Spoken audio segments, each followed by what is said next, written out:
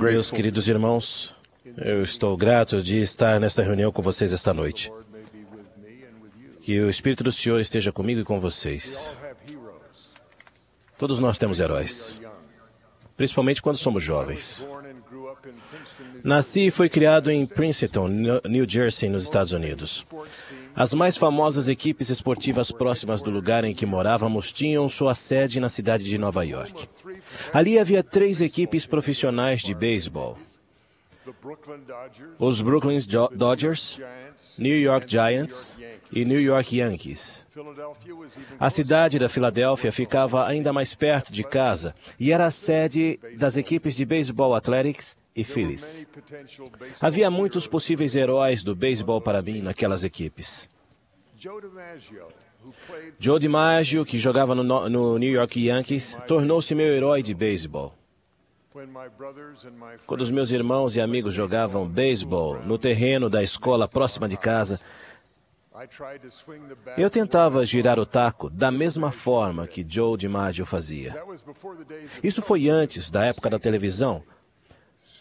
Por isso, eu só podia usar as fotografias dos jornais para copiar sua técnica.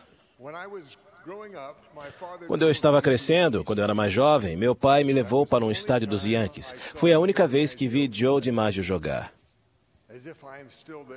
Como se eu ainda estivesse ali, consigo visualizar na minha mente o giro do bastão e consigo ver a bola branca voando diretamente para as arquibancadas do centro do campo.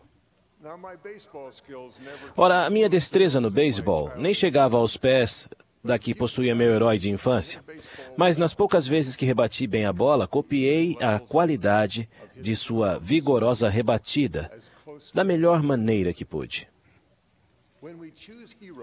Quando escolhemos heróis, começamos a copiar, consciente ou inconscientemente, o que mais admiramos neles. Felizmente, meus sábios pais colocaram grandes heróis em meu caminho quando eu era menino. Meu pai me levou ao estádio dos Yankees apenas uma vez para ver meu herói de beisebol jogar. Mas todos os domingos ele me fazia observar um homem do sacerdócio que se tornou meu herói.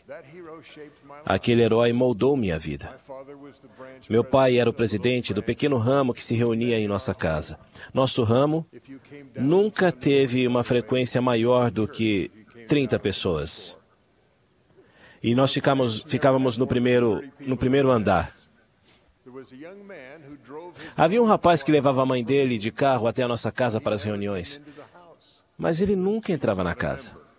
Ele não era membro. Foi meu pai quem conseguiu convidá-lo para entrar em nossa casa. Ele foi batizado e se tornou meu primeiro e único líder do sacerdócio arônico. Tornou-se meu herói do sacerdócio. Ainda me lembro da escultura de madeira que ele me deu como recompensa quando terminei um projeto de cortar lenha para uma viúva. Tenho tentado ser como ele, sempre que faço um elogio merecido a um servo de Deus. Escolhi outro herói naquele pequeno ramo. Era um fuzileiro naval dos Estados Unidos que ia às nossas reuniões vestindo seu uniforme verde. Era época de guerra, e só isso já o tornava meu herói. Tinha sido enviado à Universidade de Princeton pelos fuzileiros navais para aprimorar-se nos estudos. Porém, muito mais do que o seu uniforme militar, eu o vi jogar no estádio Palmer como capitão da equipe de futebol americano da Universidade de Princeton. Eu o vi jogar na equipe de basquete universitário e também o vi jogar como um excelente apanhador em sua equipe de beisebol. E ainda mais, ele veio até a minha casa para me mostrar como arremessar uma bola de basquete com as duas mãos, com a mão esquerda e a direita. Ele disse-me que eu precisaria daquela aptidão se quisesse um dia jogar basquete em um bom time.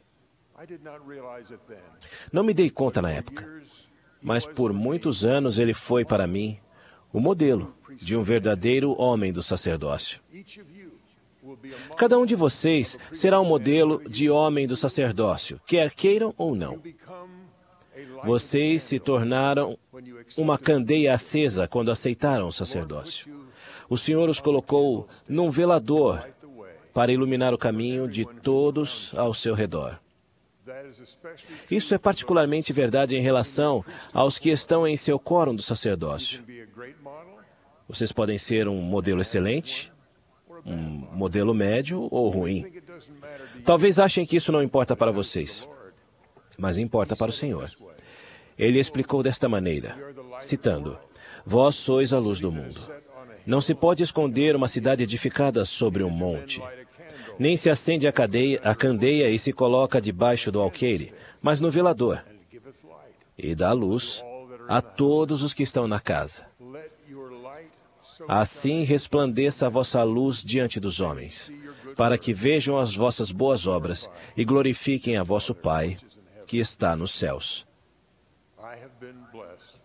Eu fui abençoado pelo exemplo de excelentes portadores do sacerdócio nos quóruns em que tive a felicidade de servir. Vocês podem fazer o que eles fizeram por mim, sendo um exemplo para que outros sigam. Observei 3 características em comum dos portadores do sacerdócio que foram meus heróis. Uma delas é o padrão da oração. A segunda é o hábito do serviço. E a terceira é a firme decisão de ser honesto. Todos oramos, mas o portador do sacerdócio que vocês devem ser, ora frequentemente e com real intenção. À noite, vocês se ajoelham e agradecem a Deus pelas bênçãos do dia. Vocês agradecem a Ele pelos seus pais, pelos professores e pelos excelentes exemplos a seguir. Vocês descrevem em suas orações especificamente quem abençoou sua vida durante o dia e como. Isso leva mais do que uns poucos minutos e mais do que um pequeno esforço para lembrar. É algo que vai surpreendê-los e mudá-los. Ao orar pedindo perdão, vocês começarão a perdoar os outros. Ao agradecer a Deus por sua bondade, vocês pensarão em outros pelo nome, que precisam de sua bondade. Novamente, essa experiência vai surpreendê-los a cada dia e, com o tempo, vai mudá-los. Um meio pelo qual vocês serão mudados por essa fervorosa oração é que sentirão...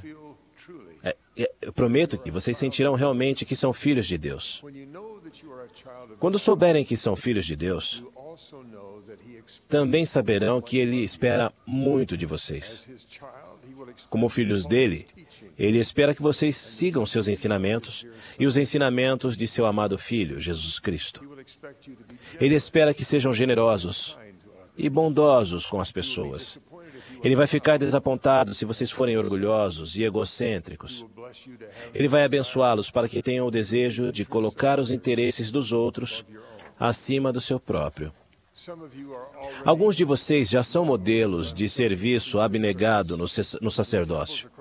Nos templos no mundo todo, há portadores do sacerdócio que chegam antes do sol nascer, e alguns servem até bem depois do sol se pôr. Não há reconhecimento nem aclamação pública neste mundo para esse sacrifício de tempo e de esforços. Já acompanhei jovens que servem aqueles que estão no mundo espiritual e não podem reivindicar as bênçãos do templo para si mesmos. Ao ver a alegria, em vez de cansaço no rosto daqueles que servem ali bem cedo ou até bem tarde, sei que há grandes recompensas nesta vida para esse tipo de serviço abnegado do sacerdócio.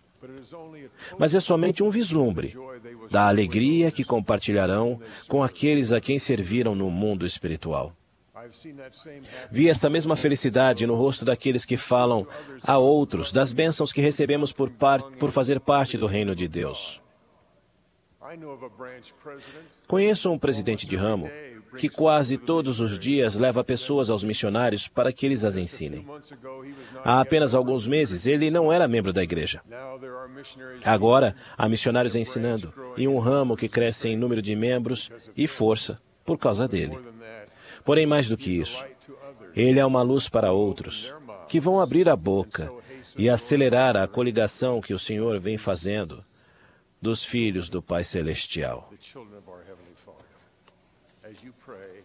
Ao orar e servir as pessoas, seu conhecimento de que vocês são filhos de Deus vai aumentar. Vocês vão ficar mais cientes de que Ele fica triste quando vocês são desonestos em qualquer aspecto. Vocês terão mais determinação de cumprir sua palavra para com Deus e as pessoas. Estarão mais atentos a não pegar algo que não lhes pertença. Serão mais honestos com seu empregador. Terão maior determinação de ser pontuais e de concluir toda a tarefa que receberem do Senhor e que vocês aceitaram cumprir. Em vez de se perguntarem se os mestres familiares virão, as crianças das famílias que vocês foram chamados a ensinar vão ficar ansiosas por sua visita. Meus filhos receberam essa bênção. Em sua infância, eles tiveram heróis do sacerdócio que os ajudaram a estabelecer seu próprio rumo no serviço ao Senhor. Esse exemplo abençoado está agora passando para a terceira geração. Minha mensagem também é de agradecimento. Agradeço a vocês por suas orações. Agradeço por vocês se ajoelharem em reconhecimento do fato de que não conhecem todas as respostas. Vocês oram ao Deus do céu para expressar sua gratidão e para invocar suas bênçãos sobre sua vida e sobre sua família. Agradeço a vocês por seu serviço ao próximo e pelas ocasiões em que não sentiram a necessidade de reconhecimento por seu serviço.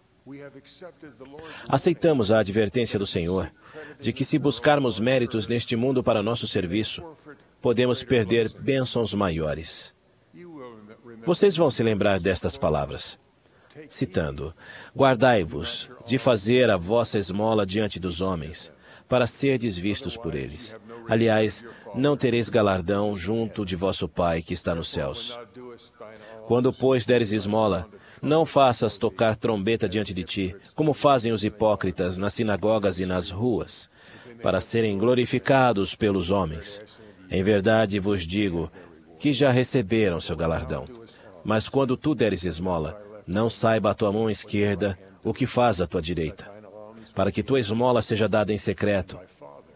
E teu Pai, que vê em secreto, Ele mesmo te recompensará publicamente. Fechando a citação.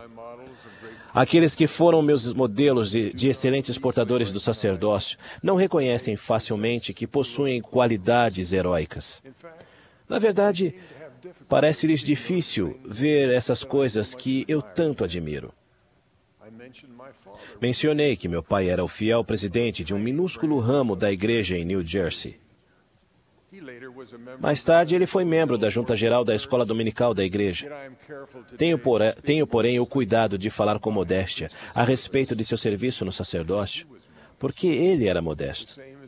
O mesmo acontece com o fuzileiro naval, que foi meu herói de infância. Ele nunca me falou de seu serviço no sacerdócio ou de suas realizações. Ele simplesmente serviu. Fiquei sabendo de sua fidelidade por outros. Se ele chegou a ver em si mesmo as características que admirei, não sei dizer. Assim, meu conselho a vocês, que desejam abençoar os outros com o sacerdócio, tem a ver com a sua vida, que é desconhecida para todos, exceto para Deus. Orem a Ele. Agradeçam a Ele por tudo o que há de bom em sua vida. Peçam-lhe que lhes faça saber quais pessoas Ele colocou em seu caminho para vocês servirem. Roguem a Ele que os ajude a prestar esse serviço. Orem para que possam perdoar e assim ser perdoados. Depois sirvam. Amem e perdoem essas pessoas. Acima de tudo, lembrem-se de que dentre todo o serviço que vocês prestam, nenhum é maior do que o de ajudar as pessoas a decidirem qualificar-se para a vida eterna. Deus nos deu essa orientação que abrange todas as outras sobre como usar o sacerdócio. Ele é o exemplo perfeito disso. Esse é o exemplo que vemos em pequena escala, no melhor de seus servos mortais. Citando: e o Senhor Deus falou a Moisés, dizendo: os céus, eles são muitos, e são inumeráveis para o homem, mas são inumeráveis para mim, pois são meus. E como uma terra com o seu céu passará, assim outra surgirá, e não há fim para as minhas obras nem para as minhas palavras. Pois eis que esta é a minha obra e minha glória, levar a efeito a imortalidade e vida eterna do homem. Fechando a citação. Devemos ajudar nessa obra. Cada um de nós pode fazer algo muito importante. Fomos preparados para nossa época e nosso lugar, nos últimos dias desta sagrada obra. Cada um de nós foi abençoado com o exemplo daqueles que fizeram dessa obra o propósito abrangente de sua época na Terra. Eu oro para que possamos ajudar uns aos outros a elevar-nos à altura dessa oportunidade. Deus, o Pai, vive, e Ele vai responder às suas orações, pedindo a ajuda de que necessitam para servi-lo bem. Jesus Cristo é o Senhor ressuscitado. Esta é a sua igreja. O sacerdócio que vocês possuem é o poder de agir em seu nome, em sua obra, para servir aos filhos de Deus. Ao se dedicarem de todo o coração a esta obra, Ele vai magnificá-los. Essa é a minha promessa. Em seu nome, em nome de Jesus Cristo, nosso Salvador. Amém.